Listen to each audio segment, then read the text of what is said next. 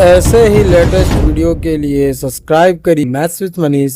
Hello दोस्तों, कैसे आप लोग। मैं मनीष आपका स्वागत करता हूं अपने YouTube चैनल में जिसका नाम है मैथ्स विद मनीष। और आज के इस वीडियो में हम ट्रिग्नोमेट्री से रिलेटेड जो है फॉर्मूले को प्रूफ करेंगे और उसके बाद एनसीईआरटी सॉल्यूशन को जो है हम सॉल्व करेंगे। फिर उसके बाद अगर आपको जरूरत पड़ती है तो आप कमेंट में बताइएगा। उसके बाद जो है हम RS अग्रवाल के भी क्वेश्चन डील करेंगे। चलिए स्टार्ट करते हैं। पिछले वीडियो में जो मैंने ट्रिग्नोमेट्री का जो है आपको बताया था कि ट्रिग्नोमेट्री रेशियो जो है क्या होता है और पाइथागोरस थ्योरम पे जो है ये प्रूफ होता है। पाइथागोरस थ्योरम का यूज करके हम जो है ट्रिग्नोमेट्रिक रेशियो निकालेंगे और उसके बाद हम एनसीईआरटी का सॉल्यूशन करेंगे। चलिए इस वीडियो में सबसे पहले जो आपको पता होना चाहिए कि साइन थीटा क्या होता है, कॉस थीटा क्या होता है और टेन थीटा क्या होता है।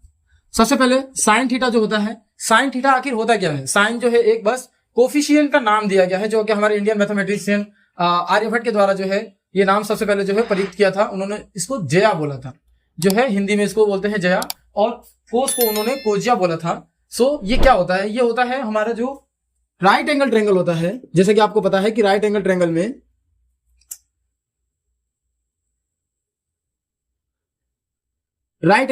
एक 90 डिग्री का एंगल होता है और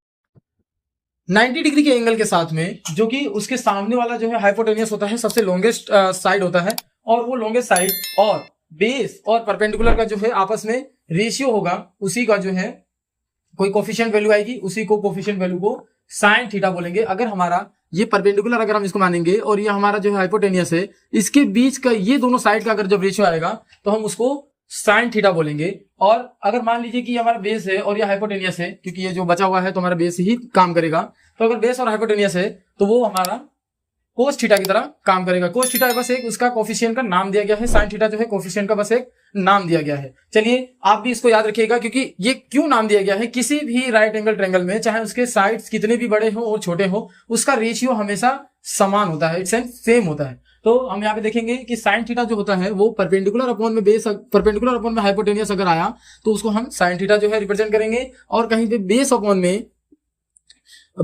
हाइपोटेनियस अगर आएगा तो उसको हम कोस थीटा बोलेंगे। और जब हमारा परपेंडिकुलर अपॉन में बेस होगा तो हम उसको टेन थीटा बोलेंगे। इसी तरीके से इसके जो है ऑपोजिट होते हैं, क्योंकि जो है हमारा साइन थीटा जो होता है वो होता है 1 अपॉन में कोसेक थीटा और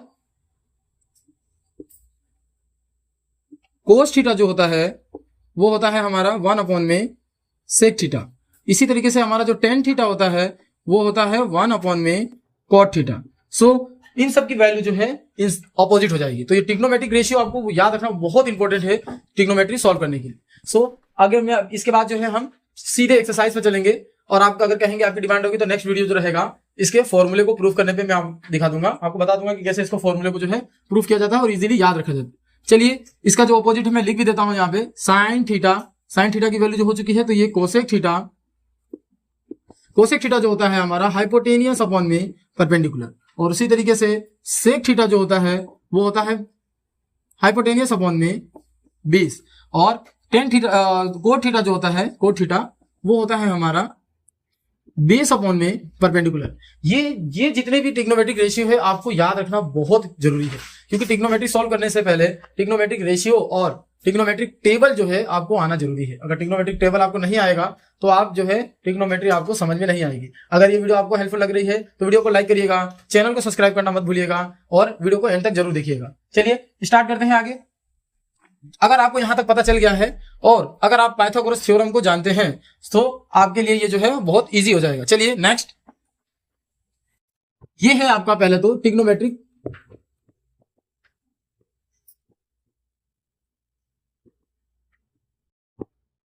रेशियो, ये ट्रिग्नोमेट्रिक रेशियो था। इसके बाद जो है हमारा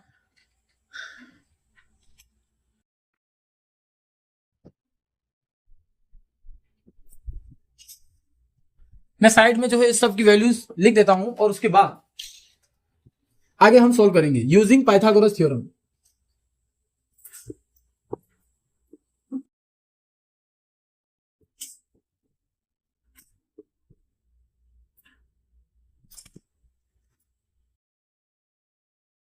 पाइथागोरस थ्योरम क्या होता है? पाइथागोरस थ्योरम होता है हमारा हाइपोटेनियस का स्क्वायर, अगर कोई हमारे पास राइट एंगल ट्रायंगल है तो हाइपोटेनियस का square is equal to base का स्क्वायर और प्लस परपेंडिकुलर का स्क्वायर। ये होता है हमारे पास पाइथागोरस थ्योरम। सो इसको इक्वेशन हम 1 मान लेंगे। नेक्स्ट हमको पता है साइन थीटा जो क्या होता है, sine theta equal to perpendicular upon में hypotenuse, cos theta equal to क्या होता है, बेस अपॉन में hypotenuse, tan theta equal to क्या होता है, बेस परपेंडिकुलर अपॉन में बेस, और कोसेक थीटा क्या होता है, कोसेक थीटा जो होता है हमारा हाइपोटेनियस अपॉन में परपेंडिकुलर, सेक थीटा क्या होता है, सेक थीटा जो होता है हाइपोटेनियस अपॉन में बेस, और कोट थीटा जो होता है वो हमारा बेस अपॉन में परपेंडिकुलर। सो इस तरीके से सारी वैल्यूज आपको याद रखनी पड़ेगी, क्योंकि अगर आप इसको याद नहीं रखेंगे तो मैं फिर से बता रहा हूं आपको सॉल्व करने में प्रॉब्लम आएगी। चलिए इसको और याद करने या भी इसको जो है लर्न करने के लिए सबसे इजी वे होता है, हमको पता होना चाहिए क्या, पी बी पी अपॉन में एच वाई बी। कहने का मतलब ये परपेंडिकुलर अपॉन में अगर हम इसको देखेंगे, परपेंडिकुलर अपॉन में हाइपोटेनियस, तो ये हमारा जो हो जाएगा साइन थीटा हो जाएगा, और बेस अपॉन में हाइपोटेनियस ये हमारा कोस थीटा हो जाएगा, और परपेंडिकुलर अपॉन में बेस ये हमारा टेन थीटा हो जाएगा। इसी तरीके से अगर हम अपोजिट लिख लें, एच वाई बी अपॉन में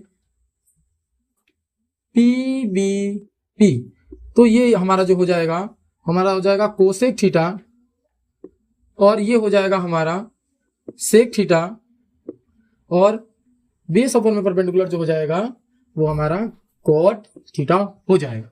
इस तरीके से आप इजीली इसको याद रख पाएंगे। और देखिए मेरा शॉर्ट ट्रिक अगर आपको अच्छा लग रहा होगा तो वीडियो को जरूर लाइक करिएगा, चैनल को सब्सक्राइब करिएगा और वीडियो को एंड तक जरूर देखिएगा। चलिए इसके बाद जो है हम आगे बताते हैं, पाइथागोरस थ्योरम का यूज करने के बाद आपको जो है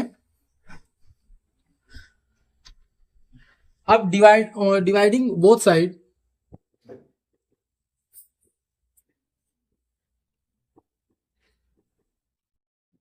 बाई, सबसे पहले हम क्या करेंगे, तीन अलग अलग क्वांटिटी है तो हम सबसे पहले हाइपोटेनियस से अगर हम डिवाइड करा देते हैं बोथ साइड, हाइपोटेनियस स्क्वायर, तो जैसे ही हम हाइपोटेनियस का स्क्वायर से इसको डिवाइड करेंगे तो हमारे पास आ जाएगा हाइपोटेनियस का स्क्वायर अपॉन में हाइपोटेनियस का स्क्वायर इज इक्वल टू, और ये हो जाएगा हाइपोटेनियस का स्क्वायर ऊपर जो दिया है बेस का स्क्वायर प्लस परपेंडिकुलर का स्क्वायर। सो इसको हम अभी सेपरेट कर लेते हैं, क्योंकि हमको पता है जिस तरीके से 4 - 3 अपॉन में 7 होता है, इसको हम 4 अपॉन में 7 और -3 अपॉन में 7 जैसे लिखते हैं वैसे ही हम इसको सेपरेट कर लेंगे। सेपरेट करेंगे तो क्या आएगा, देखिए तो यहाँ पे हो जाएगा ये हाइपोटेनियस अपॉन में हाइपोटेनियस का होल स्क्वायर, और ये हो जाएगा बेस अपॉन में हाइपोटेनियस का स्क्वायर और प्लस परपेंडिकुलर अपॉन में हाइपोटेनियस का स्क्वायर। तो इस तरीके से आप देखेंगे कि हाइपोटेनियस कट जाएगा, तो आंसर आएगा 1 का square is equal to base upon में हाइपोटेनियस। ध्यान से देखिए, बेस अपॉन में हाइपोटेनियस जो है ये रहा, बेस अपॉन में हाइपोटेनियस जो है हमारा कोस थीटा होता है, तो हो जाएगा हमारा कोस थीटा का होल स्क्वायर प्लस ये हमारा परपेंडिकुलर अपॉन में हाइपोटेनियस साइन थीटा का whole square. So 1 is equal to cos square theta plus sine square theta, because angle का कभी स्क्वायर नहीं होता है, क्योंकि एंगल का स्क्वायर अगर होता तो हमारा वो शेप ही चेंज हो जाएगा, इस वजह से एंगल का स्क्वायर नहीं होता है, तो थीटा वही रहेगा जो हमारा साइन और कोस दिया रहेगा उसका स्क्वायर होगा। सो फर्स्ट फॉर्मूला जो हमारा आता है वो आता है sine square theta plus cos square theta is equal to 1। फिर से मैं रिपीट करता हूं, फॉर्मूला जो है हमारा sine square theta plus cos square theta equal to 1 होता है, और ये फर्स्ट फॉर्मूला इंपॉर्टेंट फॉर्मूला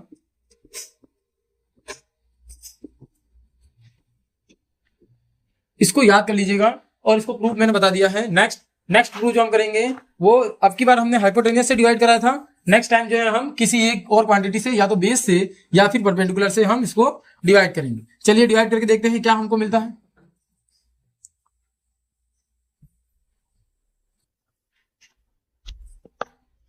तो जैसे ही हम यहाँ पे बेस का स्क्वायर से डिवाइड करेंगे तो देखिए क्या होगा, ये हो जाएगा बेस का स्क्वायर और यहाँ पे भी हमारा बेस का स्क्वायर से डिवाइड हो जाएगा। फिर अगेन सेपरेट करेंगे इसको, सेपरेट करने के बाद हमारे को क्या मिलेगा, हाइपोटेनियस अपॉन में बेस का square is equal to base का स्क्वायर अपॉन में बेस का स्क्वायर प्लस परपेंडिकुलर का स्क्वायर अपॉन में बेस का स्क्वायर, और ये हमारा जो हो जाएगा हाइपोटेनियस अपॉन में बेस का होल स्क्वायर इक्वल टू, ये भी हमारा बेस अपॉन में बेस का whole square plus perpendicular upon में बेस का होल स्क्वायर हो जाएगा।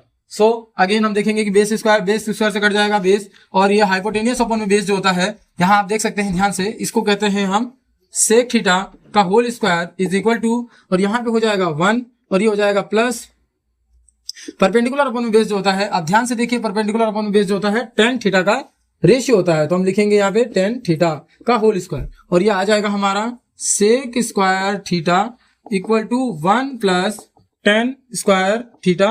मोस्टली जो है, क्योंकि देखिए यहाँ पे थीटा का हम स्क्वायर नहीं कर सकते हैं, बिकॉज थीटा जो है हमारा एंगल है, एंगल का स्क्वायर करेंगे तो एंगल जो है साइज चेंज और शेप चेंज हो जाएगा, वो राइट एंगल ट्रायंगल नहीं बचेगा। वैसे भी थीटा का स्क्वायर नहीं होता है, तो सेक स्क्वायर थीटा हो जाएगा। मोस्टली लोगों को जो है फॉर्मूला tan स्क्वायर थीटा में याद होता है, तो ये 1 अगर इधर ट्रांसफर होगा तो हो जाएगा tan square theta is equal to sec square theta minus 1, tan square theta is equal to sec square theta minus 1। और ये फॉर्मूला भी जो है बहुत इंपॉर्टेंट है, इसको भी आप नोट कर लीजिएगा, अपनी जो है इंपॉर्टेंट जो है आप फॉर्मूला की जो है कॉपीज वगैरह बना रहे होंगे उसमें नोट कर लीजिएगा। और 2 फॉर्मूले मैंने प्रूव कर दिया, लास्ट जो है तीसरा फॉर्मूला जो है अभी हम प्रूव करेंगे। थर्ड फॉर्मूला कुछ इस तरीके से है,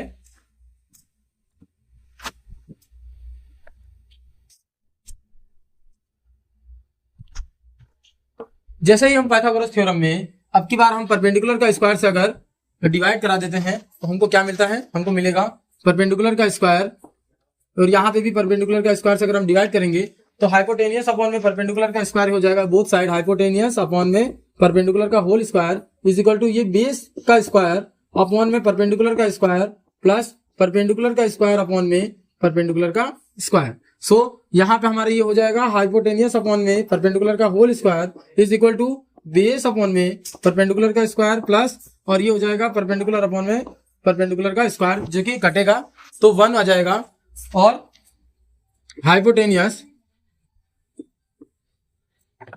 अपॉन में परपेंडिकुलर आप यहाँ पे देख सकते हैं, हाइपोटेनियस और अपॉन में परपेंडिकुलर जो होता है वो कोसेक थीटा होता है, cosec square theta is equal to, और बेस अपॉन में परपेंडिकुलर ध्यान से देखिए, बेस अपॉन में परपेंडिकुलर जो होता है हमारा वो कोस थीटा कोट थीटा होता है, तो हो जाएगा ये cot theta coat square theta और प्लस ये हो जाएगा 1।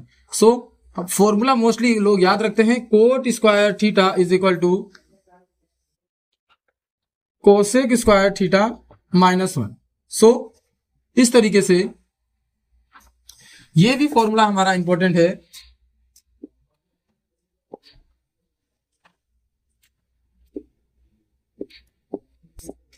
इसको भी आप लर्न कर लीजिएगा। चलिए नेक्स्ट जो है हम आगे, क्योंकि हमको फॉर्मूला पता चल गया है, थोड़ा बहुत हमको ट्रिग्नोमेट्रिक रेशियो पता चल गया है, अब हमारे को सबसे लास्ट और important last but not least trigonometric जो है हमको अभी टेबल हमको आना चाहिए बनाने। ट्रिग्नोमेट्रिक टेबल अगर हम नहीं बना पाएंगे सो हम ट्रिग्नोमेट्री को अच्छे से अभी भी सॉल्व नहीं कर पाएंगे। अगर ये वीडियो जो है आपको यहाँ तक हेल्पफुल लग रही है, वीडियो आपको जो अच्छा लग रहा है, तो वीडियो को लाइक करना मत भूलिएगा, चैनल को सब्सक्राइब करना मत भूलिएगा, क्योंकि हमारे जो मोस्टली व्यूवर जो है अभी भी 60% जिन्होंने सब्सक्राइब नहीं कर रखा है, तो मैं उनसे रिक्वेस्ट करूंगा कि आप चैनल को जो जरूर सब्सक्राइब कर लीजिएगा, ताकि आपके सपोर्ट और प्यार से जो है प्यार के बदौलत ही हम अपना वर्क कंप्लीटली करते रहें। चलिए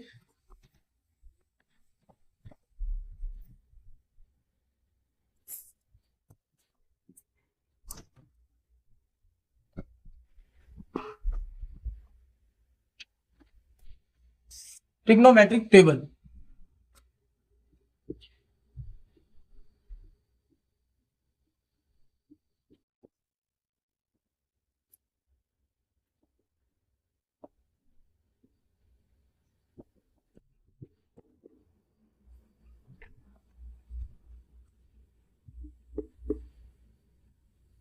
ट्रिग्नोमेट्रिक रेशियो टेबल, इसमें आपको क्या करना है, आपको जो है साइन कोस टेन की कुछ स्पेसिफिक वैल्यूज याद करनी पड़ेगी, जिसकी वैल्यू जो है, जो वैल्यूज का यूज करके हम एग्जाम में क्वेश्चन से डील कर पाएंगे। सो आगे हम क्वेश्चन की सॉल्व करेंगे, तो पहले हम ट्रिग्नोमेट्रिक टेबल को जो है बनाना सीख लेते हैं। चलिए तुरंत फटाफट बना लेते हैं। यहाँ पे हो जाएगा थीटा, यहाँ है हमारा साइन थीटा, साइन इस जगह पे लिख लीजिए कोस, टेन, कोसेक, सेक और कोट। सो और लाइन ड्रॉ कर लीजिए ऐसे।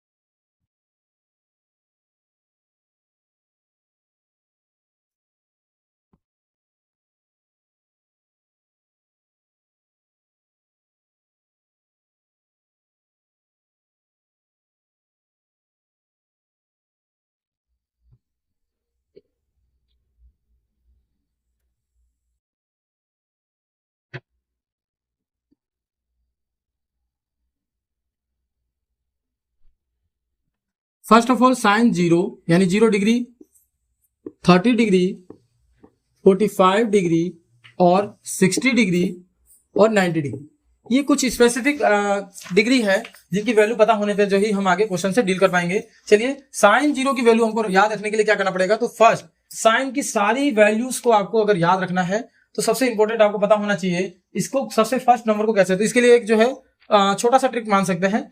पहले वाले को लिख दीजिए इस तरीके से, रूट के अंदर 0/4, दूसरे वाले को रूट के अंदर 1/4, तीसरे वाले को रूट के अंदर 2/4 और चौथे वाले को 3/4 और फिफ्थ वाले को 4/4। ये एक तरीके का जो है ट्रिक है इसको याद रखने के लिए जो कि बहुत इंपॉर्टेंट है।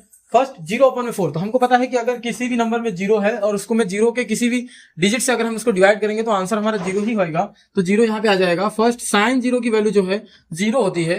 और नेक्स्ट यहाँ पे आप देख सकते हैं रूट 1/4, सो रूट 1 को हम इस तरीके से लिख के रूट 1 और अपॉन में रूट 4 भी इसको लिख सकते हैं। और रूट 4 की वैल्यू हमको पता है, इसकी वैल्यू तो 1 होती है, रूट 4 की value root 2 into root 2।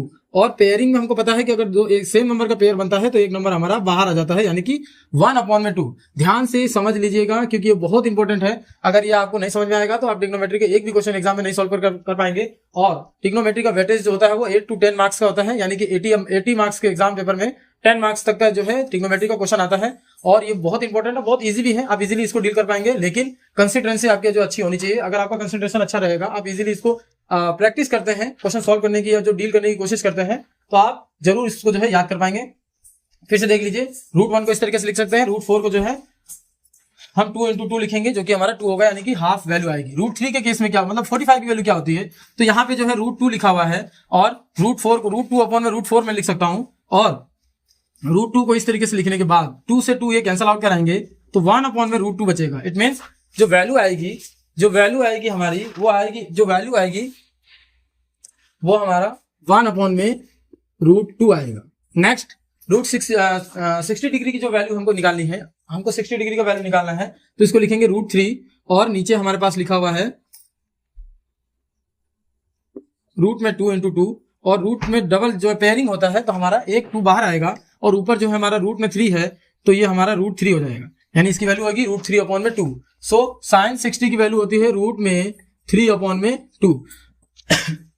Next जो है हमारा वो 4/4 है, तो आप इजीली यहाँ पे देख सकते हैं कि 4 को 4 से डिवाइड करेंगे तो आंसर आएगा 1 और 1 का रूट निकालेंगे तो आंसर हो जाएगा 1, यानी साइन 90 की वैल्यू होती है 1।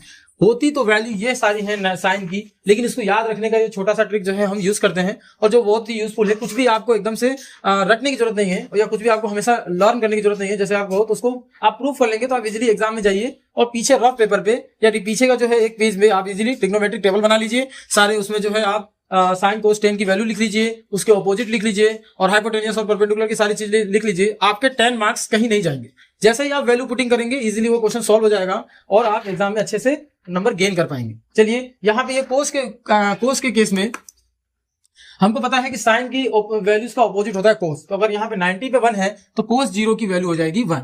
और अगर अब यहाँ पे जो है जो इसकी 60 की वैल्यू है वो इसकी 30 की वैल्यू हो जाएगी, तो ये हो जाएगा हमारा रूट 3 अपॉन में 2। सो 45 की वैल्यू इसमें सेम होती है तो ये भी हमारा रूट 2 ही रहेगा। अब ये वाली वैल्यू यहाँ पुट कर देंगे 1 अपॉन में 2 और 0, कोस 90 की वैल्यू जो है 0 होती है। सो इस तरीके से आप देखेंगे साइन की वैल्यू ऐसे चलती आई है, कोस की वैल्यू ऐसे चलती आएगी ऑपोजिट। साइन और कोस की वैल्यू मिल जाने के बाद हम अब टेन की वैल्यू को जो है देखो कैसे फाइंड आउट करते हैं। टेन की वैल्यू भी फाइंड आउट करना बहुत ईजी है क्योंकि हमको पता है टेन थीटा जो होता है, टेन थीटा जो होता है हमारा परपेंडिकुलर अपॉन में बेस होता है और इसी में जैसे ही हम सेम नंबर का मल्टीप्लीकेशन, यानी हाइपोटेनियस को हाइपोटेनियस के साथ अगर मल्टीप्लाई, मतलब हाइपोटेनियस का मल्टीप्लाई और हाइपोटेनियस का अगर हम डिवाइड करेंगे तो कुछ इस तरीके से हमारा बनेगा, परपेंडिकुलर अपॉन में hypotenuse multiply by hypotenuse upon में बेस, और इसको मैं लिख सकता हूं मैं परपेंडिकुलर अपॉन में हाइपोटेनियस मल्टीप्लाई बाय 1 अपॉन में बेस अपॉन में हाइपोटेनियस। सो परपेंडिकुलर अपॉन में हाइपोटेनियस को क्या लिखते हैं हम लोग लिखते हैं साइन थीटा, और बेस अपॉन में हाइपोटेनियस को क्या लिखते हैं हम लोग लिखते हैं कोस थीटा। सो इन दोनों का साथ में हम अगर मल्टीप्लाई कराएंगे तो टेन थीटा जो होता है वो होता है हमारा साइन थीटा अपॉन में कोस थीटा। इस तरीके से यानी कि साइन की वैल्यू और कोस की वैल्यू का अगर हम रेशियो लेंगे तो टेन की वैल्यू हमको इजीली मिल जाएगी। चलिए तो फटाफट हम जो है टेन की सारी वैल्यूज फाइंड आउट कर लेते हैं। यहां पे देखिए है साइन की वैल्यू है 0 और कोस की वैल्यू है 1। इट मीन्स कि 0 अपॉन में 1, तो हमको पता है कि 0 में किसी भी नंबर का डिवाइड करेंगे तो आंसर हमारा 0 ही आएगा, यानी कि 10 0 की वैल्यू जो होती है वो 0 होता है। नेक्स्ट हमको कह रहा है कि 1 अपॉन में 2 अपॉन में √3 अपॉन में 2। सो हमको पता है कि जो अपॉन के नीचे अगर अपॉन में कोई डिजिट दिया हुआ है तो वो उलट जाएंगे, यानी 1 अपॉन में 2 मल्टीप्लाई बाय 2 अपॉन में √3, और ये 2 से 2 कैंसिल आउट होगा तो 1 अपॉन में √3 हमारा बच जाएगा। सो इसकी वैल्यू जो होगी 1 अपॉन में √3। नेक्स्ट जो होता है हमारा, इसकी भी वैल्यू है हमारे पास 1 अपॉन में √2 साइन की वैल्यू, और कोस की वैल्यू भी 1 अपॉन में √2। हमको पता है कि अपॉन के अंदर अगर कोई नंबर फिर से अपॉन में आता है तो हो जाएगा 1 अपॉन में √2 मल्टीप्लाई बाय √2 अपॉन में 1। सो ये उलट जाएगा और कैंसिल आउट हो जाएगा, √2 से √2 कैंसिल करेंगे तो 1 आएगा। इट मीन्स कि 1045 की वैल्यू जो होती है वो 1 होती है। नेक्स्ट √3 अपॉन में 2 गिवन है, √3 अपॉन में 2 और अपॉन में 1 अपॉन में 2, ये भी हमारा जो है रिवर्स हो जाएगा नंबर, और रिवर्स होने पे 2 अपॉन में 1 हो जाएगा, 2 से 2 कैंसिल आउट करेंगे तो √3 आएगा। 1060 की वैल्यू जो होती है वो √3 होती है। Last but not least, last में क्या होता है हमारा 1090 की वैल्यू, यानी कि जो है ऊपर है 1 अपॉन में 0, और 1 अपॉन में 0 जो होता है इंफिनिटी या फिर नॉट डिफाइंड। नॉट डिफाइंड जो होता है, नॉट डिफाइंड होता है, यहाँ पे हम जो है इसको इंफिनिटी के सिंबल से तो रिप्रेजेंट कर देते हैं, बट ये होता है इसकी वैल्यू होती है नॉट डिफाइंड। चलिए इतना आपको पता हो गया है तो अब सारी वैल्यूज, 3 वैल्यूज और निकालना बहुत इजी हो जाएगा। साइन की अपोजिट होता है हमारा कोसेक, हमको पता है कि साइन की वैल्यू का जो है अपोजिट होता है कोसेक। तो साइन क्या है 0, तो 0 है तो इसका इनवर्स क्या होगा 1 अपॉन में 0, और 1 अपॉन में 0 क्या होता है इंफिनिटी। तो इंफिनिटी यानी कि फर्स्ट जो होगा हमारा इंफिनिटी लिखेंगे या फिर नॉट डिफाइंड। चलिए उसके बाद जो है हमारा 1 अपॉन में 2, इसका जो इनवर्स क्या होता है 2 अपॉन में 1, यानी कि 2 अपॉन में 1 2। नेक्स्ट है हमारा 1 अपॉन में √2, 1 अपॉन में √2 का क्या होगा √2 अपॉन में 1। तो जैसे ही हम √2 अपॉन में 1 करेंगे 1 दिखाने की जरूरत नहीं है, आंसर हमारा √2 आ जाएगा। इसके बाद है हमारा √3 अपॉन में 2, तो ये हो जाएगा 2 अपॉन में √3, इसका इनवर्स हो जाएगा 2 अपॉन में √3। नेक्स्ट 1 है, 1 का अपोजिट 1 ही होता है। चलिए इस तरीके से 1 जो हमारे कोसेक की वैल्यू आएगी सेक की वैल्यू इसके अपोजिट हो जाएगी। अगर सेक हमारा जो है कोस की जो है कोस 90 की वैल्यू, अगर कोसेक 90 की वैल्यू है हमारा 1, तो हमारा सेक 0 की वैल्यू हो जाएगी 1। फिर ये यहाँ पे है तो यहाँ लिखेंगे 2 अपॉन में √3, और ये बीच में है तो ये बीच में ही हमारा पास √2 रहेगा, यहाँ 2 है तो 2 यहाँ हो जाएगा, और लास्ट वो इंफिनिटी है तो ये भी हमारा इंफिनिटी या फिर नॉट डिफाइंड। चलिए लास्ट कोड की वैल्यू निकालने के लिए 10 के ये अपोजिट होता है, यानी कि 10 0 की वैल्यू 0 होती है, तो 0 का इनवर्स क्या होगा 0 का इनवर्स 1 अपॉन में 0, और 1 अपॉन में 0 अगेन इंफिनिटी आएगा, यानी कि यहाँ पे भी हमारा क्या होगा, यहाँ पे भी हमारा इंफिनिटी या फिर नॉट डिफाइंड। इंफिनिटी सिंबल से रिप्रेजेंट कर देते हैं, आंसर इसका नॉट डिफाइंड ही होगा। और अब देखिए यहाँ पे 30 की वैल्यू है 1 अपॉन में √3, हमारा आ जाएगा √3 अपॉन में 1, यानी कि ओवरऑल √3 आएगा। नेक्स्ट यहाँ पे क्या है 10 की वैल्यू है हमारे पास 1 का अपोजिट होता है 1, यानी इसकी वैल्यू भी 1 आएगी। नेक्स्ट ये क्या है √3, ये हो जाएगा 1 अपॉन में √3, और लास्ट है हमारा इंफिनिटी। आप देखिए 1 अपॉन में 0 इंफिनिटी होता है, तो 1 अपॉन में इंफिनिटी जो होगा वो हमारा 0 होगा। सो इसकी वैल्यू लास्ट में है तो 0 हो जाएगी। इस तरीके से हमने जो है ट्रिग्नोमेट्रिक रेशियो का जो है टेबल बनाना सीख लिया है, और ये टेबल बहुत इंपॉर्टेंट होता है। आप अगर इसको जो है 2-3 बार रिवाइज करेंगे तो जरूर जो है एग्जाम में बहुत अच्छा करेंगे। अगर ये वीडियो आपको थोड़ा भी हेल्पफुल लग रहा हो तो चैनल को सब्सक्राइब कर लीजिएगा, वीडियो को लाइक करना मत भूलिएगा, और शेयर करिएगा ऐसे बच्चों के पास जिनको जो है नेसेसरी है, आपको ऐसा लगता है कि उनको ये पता होना जरूरी है। चलिए हम आगे जो है अब डील करते हैं क्वेश्चन से, एनसीईआरटी सॉल्यूशन करेंगे। अगर आप फिर आपको जो है अगर ऐसा लगेगा कि नहीं आर एस अग्रवाल के भी क्वेश्चन सॉल्व करना है तो आप मुझे कमेंट करके जरूर बताइएगा, मैं उस पर भी आगे वीडियो बना दूं। ये वीडियो को अभी बड़ा ना करते हुए एंड करते हैं। नेक्स्ट पार्ट में जो है हम एनसीईआरटी सॉल्यूशन करेंगे और वो आपके लिए बहुत ही हेल्पफुल रहेगा। तब तक के लिए जय हिंद, जय भारत।